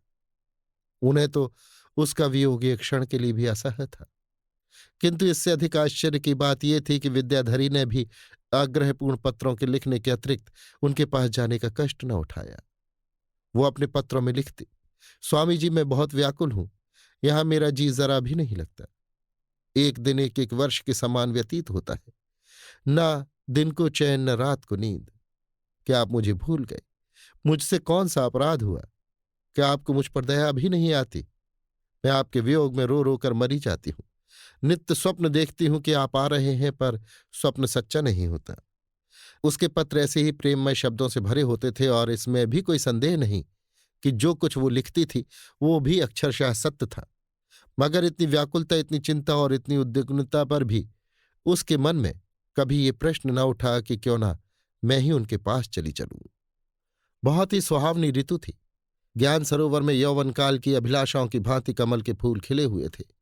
राजा रणधीर सिंह की 25वीं जयंती का शुभ मुहूर्त आया। सारे नगर में आनंदोत्सव की तैयारियां होने लगीं। गृहिणियां कोरे कोरे दीपक पानी में भिगोने लगीं कि वो अधिक तेल न सूख जाए। चैत्र की पूर्णिमा थी, किंतु दीपक की जगमगाहट ने ज्योत्सना को मात कर दिया था। मैंने राजा साहब के लिए इस्फहान से एक रत्न जटित तलवार मंगा रखी थी। दरबार के अन्य जागीरदारों और अधिकारियों ने भी भांति भांति के उपहार मंगा रखे थे। मैंने विद्याधरी के घर जाकर देखा तो वो एक पुष्पहार गूंथ रही थी। मैं आध घंटे तक उसके सम्मुख खड़ी रही, किंतु वो अपने काम में इतनी व्यस्त थी कि उसे मेरी आहट भी न मिली। तब मैंने धीरे से पुकारा, बहन। विद्याधरी ने चौंक कर सिर उठाया और बड़ी शीघ्रता से वो हार फूल की डाली में छिपा दिया और लज्जित होकर बोली, क्या तुम देर से खड़ी हो? मैंने उत्तर दिया, आध घंटे से अधिक हुआ। विद्याधरी के चेहरे का रंग उड़ गया, आंखें झुक गई, कुछ हिचकिचाई, कुछ घबराई। अपने अपराधी हृदय को इन शब्दों से शांत किया, ये हार मैंने ठाकुर जी के लिए गूंथा है। इस समय विद्याधरी की घबराहट का भेद मैं कुछ न समझी। ठाकुर जी के लिए हार गूंथना क्या कोई लज्जा की बात है? फिर जब वो हार मेरी नजरों से छिपा दिया गया तो उसका जिक्र ही क्या। हम दोनों ने कितनी ही बार साथ बैठकर हार गूंथे थे। कोई निपुण मालिन भी हमसे अच्छे हार न गूंथ सकती थी, मगर इसमें शर्म क्या। दूसरे दिन ये रहस्य मेरी समझ में आ गया। वो हार राजा रणधीर सिंह को उपहार में देने के लिए बनाया गया था। ये बहुत सुंदर वस्तु थी। विद्याधरी ने अपना सारा चातुर्य उसके बनाने में खर्च किया था। कदाचित ये सबसे उत्तम वस्तु थी जो राजा साहब को भेंट कर सकती थी। वो ब्राह्मणी थी, राजा साहब की गुरु माता थी। उसके हाथों से ये उपहार बहुत ही शोभा देता था, किंतु ये बात उसने मुझसे छिपाई क्यों? मुझे उस दिन रात भर नींद न आई। उसके इस रहस्य भाव ने उसे मेरी नजरों से गिरा दिया। एक बार आंख झपकी तो मैंने उसे स्वप्न में देखा, मानो वो सुंदर पुष्प है, किंतु उसकी बास मिट गई हो। वो मुझसे गले मिलने के लिए बढ़ी, किंतु मैं हट गई और बोली कि तूने मुझसे ये बात छिपाई क्यों? ऐ मुसाफिर, राजा रणधीर सिंह की उदारता ने प्रजा को माला माल कर दिया। रईसों और अमीरों ने खिलातें पाईं। किसी को घोड़ा मिला, किसी को जागीर मिली। मुझे उन्होंने श्री भगवत गीता की एक प्रति मखमली बस्ते में रख दी। विद्याधरी को एक बहुमूल्य जड़ाऊ कंगन मिला। उस कंगन में अनमोल हीरे जड़े हुए थे। दिल्ली के निपुण स्वर्णकारों ने इसके बनाने में अपनी कला का चमत्कार दिखाया था। विद्याधरी को अब तक आभूषणों से इतना प्रेम न था। अब तक सादगी ही उसका आभूषण और पवित्रता ही उसका श्रृंगार थी। पर इस कंगन पर वो लोटपोट हो गई। आषाढ़ का महीना आया। घटाएं गगन मंडल में मंडराने लगी। पंडित श्रीधर को घर की सुध आई। पत्र लिखा कि मैं आ रहा हूं। विद्याधरी ने मकान खूब साफ कराया और स्वयं अपना बनाव श्रृंगार किया। उसके वस्त्रों से चंदन की महक उड़ रही थी। उसने कंगन को संदूकचे से निकाला और सोचने लगी कि इसे पहनूं या न पहनूं। उसके मन ने निश्चय किया कि न पहनूंगी। संदूक बंद करके रख दिया। सहसा लौंडी ने आकर सूचना दी कि पंडित जी आ गए। ये सुनते ही विद्याधरी लपक कर उठी, किंतु पति के दर्शनों की उत्सुकता उसे द्वार की ओर नहीं ले गई। उसने बड़ी फुर्ती से संदूकचा खोला, कंगन निकालकर पहना और अपनी सूरत आईने में देखने लगी। इधर पंडित जी प्रेम की उत्कंठा से कदम बढ़ाते दालान से आंगन और आंगन से विद्याधरी के कमरे में आ पहुंचे। विद्याधरी ने आकर उनके चरणों को अपने सिर से स्पर्श किया। पंडित जी उसका ये श्रृंगार देखकर दंग रह गए। एकाएक उनकी दृष्टि उस कंगन पर पड़ी। राजा रणधीर सिंह की संगत ने उन्हें रत्नों का पारखी बना दिया था। ध्यान से देखा तो एक एक नगीना 1,000 का था। चकित होकर बोले, ये कंगन कहाँ मिला? विद्याधरी ने जवाब पहले ही सोच रखा था, रानी प्रियंवदा ने दिया है। ये जीवन में पहला अवसर था कि विद्याधरी ने अपने पतिदेव से कपट किया। जब हृदय शुद्ध न हो तो मुख से सत्य क्यों कर निकले? ये कंगन नहीं, वरन एक विशैला नाग था। 1 सप्ताह गुजर गया। विद्याधरी के चित्त की शांति और प्रसन्नता लुप्त हो गई थी। ये शब्द कि रानी प्रियंवदा ने दिया है, प्रतिक्षण उसके कानों में गूंजा करते। वो अपने को धिक्कारती कि मैंने अपने प्राणाधार से क्यों कपट किया। बहुधा रोया करती। एक दिन उसने सोचा कि क्यों न चलकर पति से सारा वृतांत सुना दूं। क्या वो मुझे क्षमा न करेंगे? ये सोचकर उठी, किंतु पति के सम्मुख जाते ही उसकी जबान बंद हो गई। वो अपने कमरे में आई और फूट फूट कर रोने लगी। कंगन पहनकर उसे बहुत आनंद हुआ था। इसी कंगन ने उसे हंसाया था। अब वही रुला रहा है। विद्याधरी ने रानी के साथ बागों में सैर करना छोड़ दिया। चौपड़ और शतरंज उसके नाम को रोया करते। ये सारे दिन अपने कमरे में पड़ी रोया करती और सोचती कि क्या करूं। काले वस्त्र पर काला दाग छिप जाता है, किंतु उज्ज्वल वस्त्र पर काली मां की एक बूंद भी झलकने लगती है। वो सोचती, इसी कंगन ने मेरा सुख हर लिया है। यही कंगन मुझे रक्त के आंसू रुला रहा है। सर्प जितना सुंदर होता है उतना ही विषाक्त भी होता है। ये सुंदर कंगन विषधर नाग है। मैं उसका सिर कुचल डालूंगी। ये निश्चय करके उसने एक दिन अपने कमरे में कोयले का अलाव जलाया, चारों तरफ के किवाड़ बंद कर दिए और उस कंगन को, जिसने उसके जीवन को संकटमय बना रखा था, संदूकचे से निकालकर आग में डाल दिया। एक दिन वो था कि कंगन उसे प्राणों से भी प्यारा था। उसे मखमली संदूकचे में रखती थी। आज उसे इतनी निर्दयता से आग में जला रही है। विद्याधरी अलाव के सामने बैठी हुई थी। इतने में पंडित श्रीधर ने द्वार खटखटाया। विद्याधरी को काटो तो लहू नहीं। उसने उठकर द्वार खोल दिया और सिर झुकाकर खड़ी हो गई। पंडित जी ने बड़े आश्चर्य से कमरे में निगाह दौड़ाई, पर रहस्य कुछ समझ में न आया। बोले कि किवाड़ बंद करके क्या हो रहा है। विद्याधरी ने उत्तर न दिया। तब पंडित जी ने छड़ी उठा ली और अलाव को रेदा तो कंगन निकल आया। उसका संपूर्णतः रूपांतर हो गया था। न वो चमक थी, न वो रंग, न वो आकार। घबरा कर बोले, विद्याधरी तुम्हारी बुद्धि कहाँ है? विद्याधरी, भ्रष्ट हो गई। पंडित, इस कंगन ने तुम्हारा क्या बिगाड़ा था? विद्याधरी, इसने मेरे हृदय में आग लगा रखी। पंडित, ऐसी अमूल्य वस्तु मिट्टी में मिल गई। विद्याधरी, इसने उससे भी अमूल्य वस्तु का अपहरण किया है। पंडित, तुम्हारा सिर तो नहीं फिर गया है? विद्याधरी, शायद आपका अनुमान सत्य है। पंडित जी ने विद्याधरी की ओर चुभने वाली निगाहों से देखा। विद्याधरी की आंखें नीचे को झुक गई।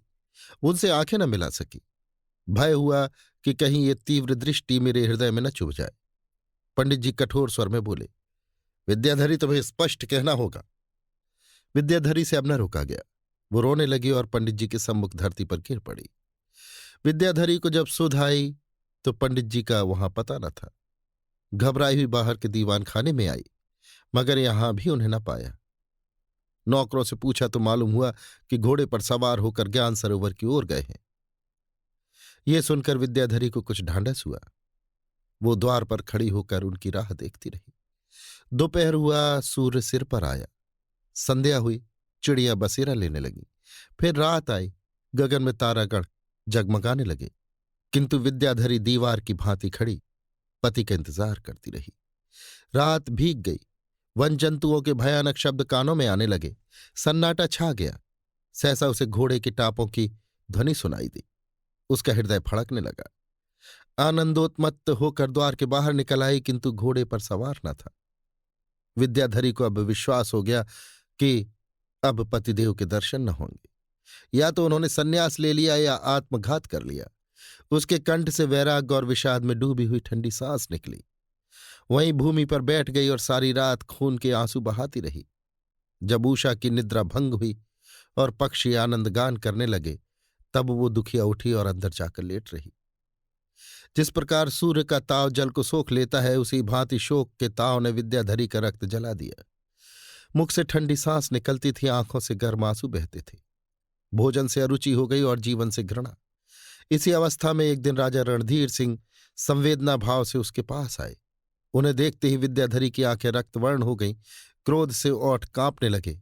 झल्लाई हुई नागिन की भांति फुफकार कर उठी और राजा के सम्मुख आकर कर्कश स्वर में बोली, पापी, ये आग तेरी ही लगाई हुई है।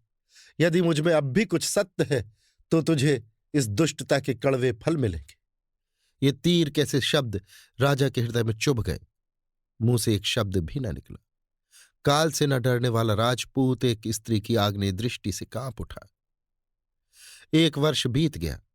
हिमालय की मनोहर हरियाली छाई। फूलों ने पर्वत की गोद में क्रीड़ा करनी शुरू की। ये ऋतु बीती। जल थल ने बर्फ की सफेद चादर ओढ़ी। जल पक्षियों की मालाएं मैदानों की ओर उड़ती हुई दिखाई देने लगी। ये मौसम भी गुजरा। नदी नालों में दूध की धारें बहने लगीं। चंद्रमा की स्वच्छ निर्मल ज्योति ज्ञान सरोवर में थिरकने लगी, परंतु पंडित श्रीधर की कुछ टूह न लगी। विद्याधरी ने राजभवन त्याग दिया और एक पुराने निर्जन मंदिर में तपस्विनों की भांति कालक्षेप करने लगी। उस दुखिया की दशा कितनी करुणाजनक थी। उसे देखकर मेरी आंखें भर आती थी। वो मेरी प्यारी सखी थी। उसकी संगत में मेरे जीवन के कई वर्ष आनंद से व्यतीत हुए थे। उसका ये अपार दुख देखकर मैं अपना दुख भूल गई। एक दिन वो था कि उसने अपने पतिव्रत के बल पर मनुष्य को पशु के रूप में परिणत कर दिया था, और आज ये दिन है कि उसका पति भी उसे त्याग रहा है। किसी स्त्री के हृदय पर इससे अधिक लज्जाजनक, इससे अधिक प्राणघातक आघात नहीं लग सकता। उसकी तपस्या ने मेरे हृदय में उसे फिर उसी सम्मान के पद पर बिठा दिया। उसके सतीत्व पर फिर मेरी श्रद्धा हो गई। किंतु उससे कुछ पूछते, सांत्वना देते मुझे संकोच होता था। मैं डरती थी कि कहीं विद्याधरी ये न समझे कि मैं उससे बदला ले रही हूं। कई महीनों के बाद जब विद्याधरी ने अपने हृदय का बोझा हल्का करने के लिए स्वयं मुझसे ये वृतांत कहा, तो मुझे ज्ञान हुआ कि ये सब कांटे राजा रणधीर सिंह के बोए हुए थे। उन्हीं की प्रेरणा से रानी जी ने पंडित जी के साथ जाने से रोका। उसके स्वभाव ने जो कुछ रंग बदला वो रानी जी ही की कुसंगति का फल था। उन्हीं की देखा देखी उसे बनाव श्रृंगार की चाट पड़ी। उन्हीं के मना करने से उसने कंगन का भेद पंडित जी से छिपाया। ऐसी घटनाएं स्त्रियों के जीवन में नित्य होती रहती हैं और उन्हें जरा भी शंका नहीं होती। विद्याधरी का पतिव्रत आदर्श था, इसलिए ये विचलता उसके हृदय में चुभने लगी। मैं ये नहीं कहती कि विद्याधरी कर्तव्य पथ से विचलित नहीं हुई। चाहे किसी के बहकाने से, चाहे अपने भोलेपन से उसने कर्तव्य का सीधा रास्ता छोड़ दिया, परंतु पाप कल्पना उसके दिल से कोसों दूर थी। ऐ मुसाफिर, मैंने पंडित श्रीधर का पता लगाना शुरू किया। मैं उनकी मनोवृत्ति से परिचित थी। वो श्री रामचंद्र के भक्त थे। कौशलपुर की पवित्र भूमि और सरयू नदी के रमणीक तट उनके जीवन के सुख स्वप्न थे। मुझे ख्याल आया कि संभव है उन्होंने अयोध्या की राह ली हो। कहीं मेरे प्रयत्न से उनकी खोज मिल जाती और मैं उन्हें लाकर विद्याधरी के गले से मिला देती तो मेरा जीवन सफल हो जाता। इस विरहिणी ने बहुत दुख झेले। क्या अब भी देवताओं को उस पर दया न आएगी? एक दिन मैंने शेर सिंह से कहा और 5 विश्वस्त मनुष्यों के साथ अयोध्या को चली। पहाड़ों से नीचे उतरते ही रेल मिल गई। उसने हमारी यात्रा सुलभ कर दी। 20वें दिन मैं अयोध्या पहुंच गई और धर्मशाले में ठहरी। फिर सरयू में स्नान करके श्री रामचंद्र के दर्शन को चली। मंदिर के आंगन में पहुंची ही थी कि पंडित श्रीधर की सौम्य मूर्ति दिखाई दी। वो एक कुशासन पर बैठे हुए रामायण का पाठ कर रहे थे और सहस्त्र नर नारी बैठे हुए उनकी अमृतवाणी का आनंद उठा रहे थे। पंडित जी की दृष्टि मुझ पर ज्यों ही पड़ी, वो आसन से उठकर मेरे पास आए और बड़े प्रेम से मेरा स्वागत किया। 2-2.5 घंटे तक उन्होंने मुझे उस मंदिर की सैर कराई। मंदिर की छत पर से सारा नगर शतरंज की बिसात की भांति मेरे पैरों के नीचे फैला हुआ दिखाई देता था। मंदगामिनी वायु सरयू की तरंगों को धीरे धीरे थपकियां दे रही थी। ऐसा जान पड़ता था मानो स्नेहमयी माता ने इस नगर को अपनी गोद में लिया हो। यहां से जब अपने डेरे को चली तब पंडित जी भी मेरे साथ आए। जब वो इत्मीनान से बैठे तो मैंने कहा, आपने तो हम लोगों से नाता ही तोड़ लिया। पंडित जी ने दुखित होकर कहा, विधाता की यही इच्छा थी, मेरा क्या वश था। अब तो श्री रामचंद्र की शरण आ गया हूं और शेष जीवन उन्हीं की सेवा में भेंट होगा। मैं, आप तो श्री रामचंद्र की शरण में आ गए, उस अबला विद्याधरी को किसकी शरण में छोड़ दिया है? पंडित, आपके मुख से ये शब्द शोभा नहीं देते। मैंने उत्तर दिया, विद्याधरी को मेरी सिफारिश की आवश्यकता नहीं है।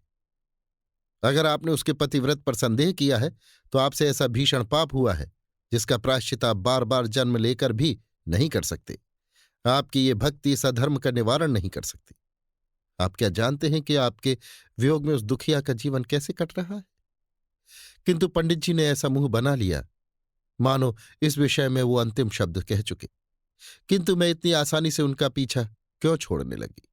मैंने सारी कथा आद्योपांत सुनाई और रणधीर सिंह की कपट नीति का रहस्य खोल दिया।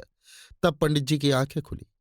मैं वाणी में कुशल नहीं हूं, किंतु उस समय सत्य और न्याय के पक्ष ने मेरे शब्दों को बहुत ही प्रभावशाली बना दिया था। ऐसा जान पड़ता था मानो मेरी जिह्वा पर सरस्वती विराजमान हो। अब वो बातें याद आती हैं तो मुझे स्वयं आश्चर्य होता है। आखिर विजय मेरे ही साथ रही। पंडित जी मेरे साथ चलने पर उद्यत हो गए। यहां आकर मैंने शेर सिंह को यहीं छोड़ा और पंडित जी के साथ अर्जुन नगर को चली। हम दोनों अपने विचारों में मग्न थे। पंडित जी की गर्दन शर्म से झुकी हुई थी, क्योंकि अब उनकी हैसियत रूठने वालों की भांति नहीं बल्कि मनाने वालों की तरह थी। आज प्रणय के सूखे हुए धान में फिर पानी पड़ेगा, प्रेम की सूखी हुई नदी फिर उमड़ेगी। जब हम विद्याधरी के द्वार पर पहुंचे तो दिन चढ़ाया था। पंडित जी बाहर ही रुक गए थे। मैंने भीतर जाकर देखा तो विद्याधरी पूजा पर थी, किंतु ये किसी देवता की पूजा न थी। देवता के स्थान पर पंडित जी की खड़ाऊ रखी हुई थी। पतिव्रत का ये अलौकिक दृश्य देखकर मेरा हृदय पुलकित हो गया। मैंने दौड़कर विद्याधरी के चरणों पर सिर झुका दिया। उसका शरीर सूख कर कांटा हो गया था और शोक ने कमर झुका दी थी। विद्याधरी ने मुझे उठाकर छाती से लगा लिया और बोली, बहन मुझे लज्जित न करो। खूब आई, बहुत दिनों से जी तुम्हें देखने को तरस रहा था। मैंने उत्तर दिया, जरा अयोध्या चली गई थी। जब हम दोनों अपने देश में थीं तब मैं कहीं जाती तो विद्याधरी के लिए कोई न कोई उपहार अवश्य लाती। उसे वो बात याद आ गई। सजल नयन होकर बोली, मेरे लिए भी कुछ लाई? मैं, एक बहुत ही अच्छी वस्तु लाई हूं। विद्या, क्या है देखूं? मैं, पहले बूझ जाओ। विद्या, सुहाग की पिटारी होगी। मैं, नहीं, उससे अच्छी। विद्या, ठाकुर जी की मूर्ति। मैं, नहीं, उससे भी अच्छी। विद्या, मेरे प्राणाधार का कोई समाचार। मैं, उससे भी अच्छी। विद्याधरी प्रबल आवेश से व्याकुल होकर उठी कि द्वार पर जाकर पति का स्वागत करे, किंतु निर्बलता ने मन की अभिलाषा न निकलने दी। 3 बार संभली और 3 बार गिरी। तब मैंने उसका सिर अपनी गोद में रख लिया और आंचल से हवा करने लगी। उसका हृदय बड़े वेग से धड़क रहा था और पति दर्शन का आनंद आंखों से आंसू बनकर निकलता था। जब जरा चित्त सावधान हुआ तो उसने कहा, उन्हें बुला लो, उनका दर्शन मुझे रामबाण हो जाएगा। ऐसा ही हुआ। जो ही पंडित जी अंदर आए, विद्याधरी उठकर उनके पैरों से लिपट गई। देवी ने बहुत दिनों के बाद पति के दर्शन पाए हैं। अश्रुधारा से उनके पैर पखार रही है। मैंने वहां ठहरना उचित न समझा। इन दोनों प्राणियों के हृदय में कितनी ही बातें आ रही होंगी। दोनों क्या क्या कहना और क्या क्या सुनना चाहते होंगे। इस विचार से मैं उठ खड़ी हुई और बोली, बहन, अब मैं जाती हूं, शाम को फिर आऊंगी। विद्याधरी ने मेरी ओर आंखें उठाई। पुतलियों के स्थान पर हृदय रखा हुआ था। दोनों आंखें आकाश की ओर उठाकर बोली, ईश्वर तुम्हें इस यश का फल दे। ए मुसाफिर, मैंने 2 बार पंडित श्रीधर को मौत के मुंह से बचाया था, किंतु आज का सा आनंद कभी न प्राप्त हुआ था। जब मैं ज्ञान सरोवर पर पहुंची तो दोपहर हो आई थी। विद्याधरी की शुभकामना मुझसे पहले ही पहुंच चुकी थी। मैंने देखा कि कोई पुरुष गुफा से निकलकर ज्ञान सरोवर की ओर चला जाता है। मुझे आश्चर्य हुआ कि इस समय यहां कौन आया, लेकिन जब समीप आ गया तो मेरे हृदय में ऐसी तरंगे उठने लगी मानो छाती से बाहर निकल पड़ेगा। ये मेरे प्राणेश्वर, मेरे पतिदेव थे।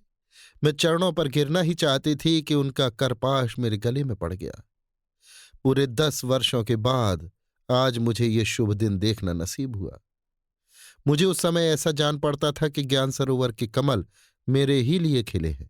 गिरिराज ने मेरे ही लिए फूल की शैया दी है। हवा मेरे ही लिए झूमती हुई आ रही है।